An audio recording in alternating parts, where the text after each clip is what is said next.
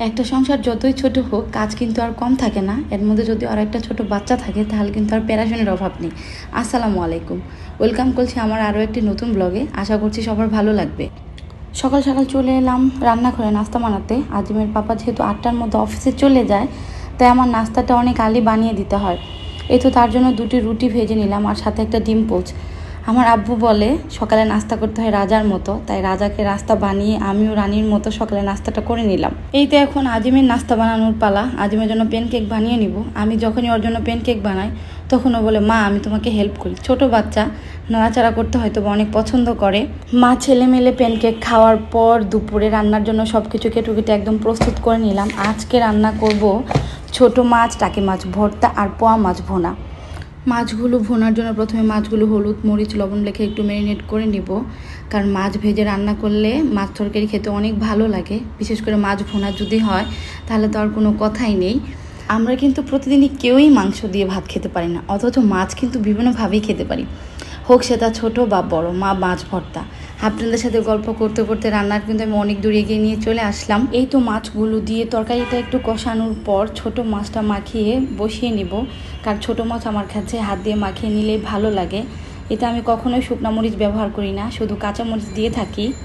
এতে কিন্তু তরকারিটা অনেক বেশি মজা হয়। এই তো রান্না শেষ করে কিছু সেদ্ধ আটার রুটি বানিয়ে নেব। সেদ্ধ আটার রুটি খেতে আমার বাসায় সবাই অনেক পছন্দ করে, সেটা যদি আবার লাল আটার রুটি হয়, কারণ লাল আটার রুটি খেতে আমরা সবাই অনেক বেশি পছন্দ করি।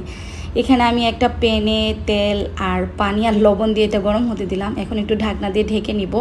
যে পর্যন্ত পানি বলক না আসে এ পর্যন্ত আমি কিছুক্ষণ অপেক্ষা করব। এখন একটু পানি বলক চলে আসছে, এই যে একটু আমি খামি করে নিলাম।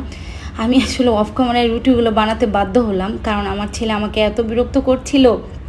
এই তো আমিও কিছু রুটি বানিয়ে নিলাম। আমিও যতগুলো রুটি বানিয়েছি ও ঠিক কিন্তু ততগুলোই রুটি বানিয়েছি। ওর রুটিগুলো এত ছোট ছোট ছিল, আমার দেখে অনেক হাসি পাচ্ছে। আমি মনে করছিলাম যে না, আর ভাবছিলাম আমিও মনে হয় ছোটো থাকতে এমনই ছিলাম। এই তো আমি রুটিগুলো এপিট এপিট করে 10 সেকেন্ড করে ভেজে নিব, কারণ এভাবে রুটি ভাজলে রুটি পরবর্তীতে ফুলে। কারণ অনেকেই বলে ফ্রোজেন রুটি ফুলে না, আমার রুটিগুলো কিন্তু ঠিকই একদম ফুলকো ফুলকো হয়ে ফুলে।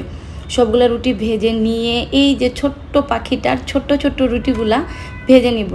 গুনে দেখেন আমার যতগুলো রুটি হয়েছে ওর কিন্তু ঠিক ততগুলাই রুটি হয়েছে। ও গুনছে আর বলছে, মামনি আমি ঠিক তোমার মতো রুটি বানিয়েছি। অনেক হাসলাম। মা ছেলে রুটি বানানোর পর গোসল করে দুপুরে খাওয়া দাওয়া শেষ করে একদম লম্বা একটা ঘুম দিয়েছিলাম, যে ঘুম ছিল 2 থেকে 3 ঘন্টার। 2 থেকে 3 ঘন্টা ঘুম থেকে উঠে দেখি মাথায় এত ব্যথা করছে যা বলার মতো না। তাই ভাবলাম একটু চা বানিয়ে নেই। চাটা আমি আজকে মশলা চা বানিয়ে নেব, সাথে দিব দুধ, তারপর চিনি, কারণ দুধ চা চিনি খেতে আমার অনেক বেশি ভালো লাগে, যার মানে হলো দুধ চা। দুধ চা এখন বানিয়ে নিয়ে মা ছেলে দুজন খেয়ে নিব, সাথে খেয়ে নিব বিস্কিট। আজিমের পাপার জন্য একটু চা রেখে দিলাম, আসলে গরম করে দিব। গরম গরম চা খেতে ওরও ভালো লাগবে। সারাদিন যেহেতু অফিসে অনেক পরিশ্রম করে, ছেলেরা কিন্তু বাইরে পরিশ্রম করে আর মেয়েরা পরিশ্রম করে ঘরে। কেউ কিন্তু কারোর চেয়ে কোনো অংশে পরিশ্রম কম করে না। আমরা কিন্তু একে অন্যের পরিপূরক। এই তো চা খেতে খেতে আপনাদের কাছ থেকে বিদায় নেওয়ার পালা। সবাই ভালো থাকুন। আল্লাহ হাফেজ।